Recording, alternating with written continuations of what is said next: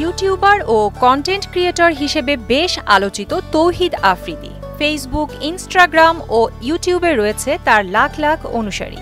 ছাত্র জনতার অভ্যুত্থানে সরকার পতনের পর থেকেই সরব তৌহিদ আফ্রিদি কিছুটা নীরব আছেন।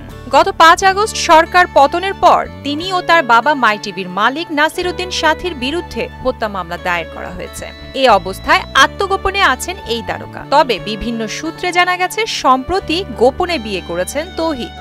বিয়ের খবর সামনে আসায় আবারও আলোচনায় এলেন তিনি। সম্প্রতি সামাজিক যোগাযোগ মাধ্যমে ঘোরাফেরা করছে তৌহিদ আফ্রিদির বিয়ের ছবি। কনের পরিচয় জানা গেলেও ছবিগুলো কবেকার তা জানা যায়। এমনকি বিয়ে হয়েছে এ ব্যাপারে নির্ভরযোগ্য কোনো তথ্য পাওয়া যায়নি।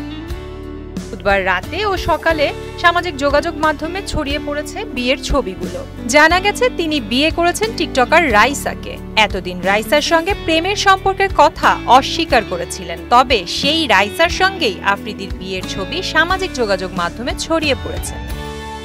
ছবিগুলো কবের বা কবে বিয়ে হয়েছে এ ব্যাপারে কোনো তথ্য পাওয়া যায়নি। রাইসা দেশের একটি বেসরকারি বিশ্ববিদ্যালয় থেকে স্নাতক শেষ করেছেন। তবে অন্তর্জালে এমনই গুঞ্জন ভেসে বেড়াচ্ছে যে দুই পরিবারের সম্মতিতে তাদের বিয়ে হয়েছে।